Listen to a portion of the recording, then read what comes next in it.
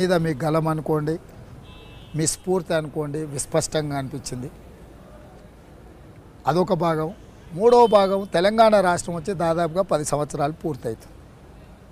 నా దృష్టిలో ఈ మూడిటి మధ్యలో ఉన్న తేడాను మీరెట్లా గమనిస్తున్నారు?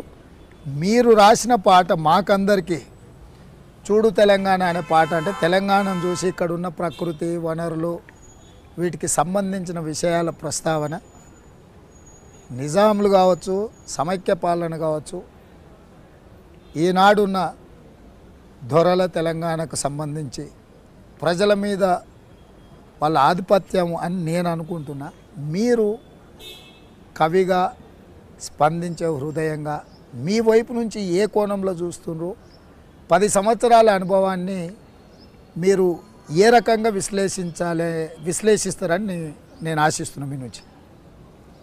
నమస్కారం నాన్న. మీరు అడిగిన ప్రశ్న 3 భాగాలుగా తెలంగాణ అస్తిత్వాన్ని, తెలంగాణ ఆత్మను ఆవిష్కరించాలనుకున్నప్పుడు ముందుగా మీరు మాట అన్నారు, కాళిదాసు భారతీయ సాహిత్యంలో ఒక శిఖరాయమానం. కాదనను, నేను కాళిదాసును అవునో కాదో అని కూడా చెప్పలేను. కానీ అమ్మ ఆశీర్వచనము అనిర్వచనంగా నా మీద ఉన్నదని చెప్పగలను. ఎందుకంటే పాఠశాలకు పోకున్న పశువుల కాపరి నుంచి మొదలైన నా జీవితం, అంటే కుక్కలు ధరుముతున్న కుందేలు పిల్లలాగా మొదలైన నా జీవితం, మృగాలు ధరుముతున్న జింక పిల్లలాగా అడిగేసిన జర్నీ, ఇవన్నీ చూసుకున్నప్పుడు ఇలా మీ ముందట కూర్చున్న స్థితిని చూస్తున్నప్పుడు కొద్దిగా ఆశ్చర్యం కలుగుతుంది, నాకు ఆశ్చర్యం కూడా కలుగుతుంది, తెలియని అద్భుతం కూడా అనుకుంటాను. కాళిదాసు భారతీయ సాహిత్యానికి ఎంత పెట్టని కోటగా నిలబడ్డాడో, నేను తెలంగాణకు పెట్టని కోటను అనను. తెలంగాణ పెట్టిన కోటనే నేను. తెలంగాణ భిక్షం పెట్టిన పాటనే నేను. తెలంగాణ పట్టుకున్న ఆ వారసత్వ పరంపర నుంచి పట్టుకున్న కలమే నాది. ఇక్కడ నుంచి పెళ్ళుబికిన వేలాది గలాలున్నాయి, వేలాది కళాలున్నాయి. వాళ్ళందరూ నా ముందుండడం వల్ల నేను ఇది గమనించే అటువంటి పాఠము. మనకు తెలంగాణ ఉద్యమం అనేది లేకపోతే ఎక్కడో టాపి పని చేసుకునే అందశ్రీ ఇలా మీ దగ్గర కూర్చునే స్థితి రాదు వాడికి. అయితే చాలామంది తెలంగాణ ఉద్యమంలో నేను త్యాగం చేసిన, అది చేసిన, ఇది చేసిన చాలా గొప్పలకు పోతున్నారు. నేనేం త్యాగాలు ఏమి చేయలేదు. జననీ జన్మభూమించ స్వర్గాదపి గరీయసి అన్న వాల్మీకి సూక్తి ఉంటుంది మనకు. లంకలో రాముడు విభీషణుడు మళ్ళీ ఏకైక వస్తుందో తండ్రి ఇక్కడనే రాజ్యం చేసుకో, మళ్ళా అయోధ్యకు పోతే మళ్ళా వనవాసానికేమో. లేలే విభీషణ, ఈ రాజ్యం నువ్వే ఏలుకోవాలి. జననీ జన్మభూమించ స్వర్గాదపి గరీయసి అన్న అయోధ్యకు నేను పోవాలి, ఇక్కడ ఉండడం కాదు అన్నట్టుగానే నన్ను గన్న నేల రుణము తీర్చుకోవడానికి నేను తెలంగాణ ఉద్యమానికి వచ్చాను. ఇక నువ్వన్న ముందు వరుసలో నైజామోని పైజాం ఊడగొట్టింది దిగంతాలకు రజాకారు మూకలను దిగంతాలకు తరిమి కొట్టింది, గడీలకు అగ్గిపెట్టింది, రాచరికానికి గోరిగట్టింది. తెలంగాణమంటే పిడికడు మట్టార పిపిలీకాది బ్రహ్మ పర్యంతం కంపరం బుట్టించే మందుపాతర. అది ట్రిగ్గర్ లేని వెపన్, అది అమర్చిన మందుపాతర. అది ఎలా పేలుతుందో ఎలా ఆ నేపథ్యం. ఎందుకంటే నా తలాపున, నేను పుట్టిన నేల తలాపుననే బైరాంపల్లి ఉంటుంది. ఎప్పుడన్నా మీరు అనుమతిస్తే ఆ బైరాంపల్లిని ఒకసారి చూసొద్దాం. అక్కడనే పుట్టిన, అక్కడనే ఆ గాలి వీచింది అన్నప్పుడు నేను సాయుధ తెలంగాణ పోరాటాన్ని మీ నుంచి నేర్చుకోవడం ఈ సుతపాండిత్యం ద్వారా, అంటే చరిత్ర పుస్తకాలనే కాకుండా సుతపాండిత్యం అంటే మౌఖికంగా వినడము, మౌఖికంగా మెమరీలో ఉండడం. ఆ రీతిగా సాయుధ తెలంగాణ పోరాటాన్ని చదువుకోవడం వీలుపడ్డది. అలాగనే 60 సంవత్సరాల పరాయి పాలనలో ఉన్న అమ్మ చెరబడ్డ నేపథ్యాన్ని కూడా చదువుకోవడానికి వీలుపడ్డది. ఇక అధికారం వచ్చిన 10 ఏళ్ళల్లా ఏమైందో నాకంటే మీకే ఎక్కువ తెలుసు. కానీ ఒక్కటి లీడర్, ఇక్కడ ఒక మాట ఉన్నదన్న, చెప్పు.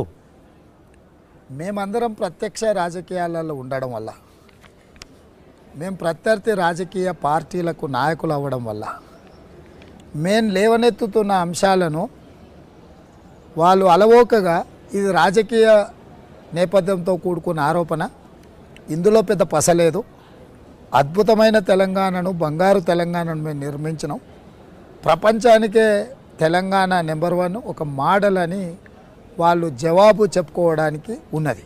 కానీ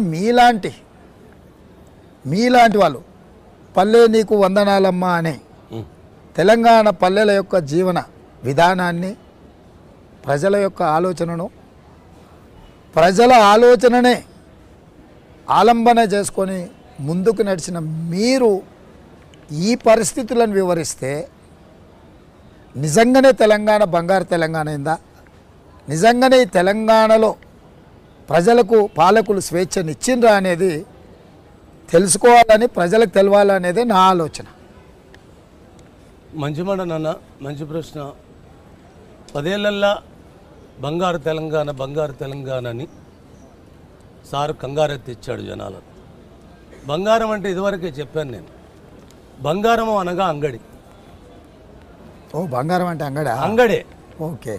అక్కడ అమ్ముకోవడం కొనుక్కోవడం కానీ ఇథిక్స్ మానవ విలువలు ఏమి ఉండే అక్కడ. నాకు కొత్త బంగారం అంటే అంగడే. ఓకే అన్న. అందుకోసం ఇక్కడ ప్రతిదీ అంగడే అయింది. ఇక్కడ ప్రతిదీ అంగడే అయింది ఆ బంగారం పేరు మీద. నిజంగా ఇది స్వర్ణము అంటే బంగారం అని నాకు తెలిసి బంగారం అనేది మానవ జీవితంలో చాలా అతి అతి అతి అతి విలువ తక్కువ శబ్దం. ఎందుకంటే ప్రజలు భ్రమలో ఉంటారు కదా, బంగారం అనగానే బంగారం వండుకొని తినరు కదా.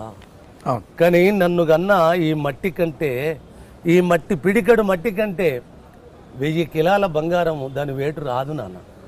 అందుకోసం సారు మనకు బంగారం అని మనకు కంగారిస్తే ఆ బంగారం ఎంత మనం పరిగెత్తుతుంటే బంగారాన్ని తలదన్నిన 1000 ఎకరాలను సారు కాజేసుడు మొదలుపెట్టాడు. ఏ ప్రజలకు ఇక్కడేం స్వేచ్ఛ లేదు. ప్రజాస్వామ్యముతో, ప్రజల రాజ్యముతో, ప్రజల భిక్షతో వచ్చిన అధికారాలు సారు కుటుంబ పాలన అయింది. సారు మాట్లాడిందే వేదమైంది. అక్కడ మనకు మొత్తము 119 నియోజకవర్గాలలో తతిమ్మలు ఇతరులకు గెలిచిన విషయాన్ని పక్కన పెడితే సారు గెలిపించుకున్నోళ్ళు, సారు దగ్గర నిలబడ్డోళ్ళు అందరూ ప్రజల ఓట్లతోటే కదా వీళ్ళ అధికారం వచ్చింది.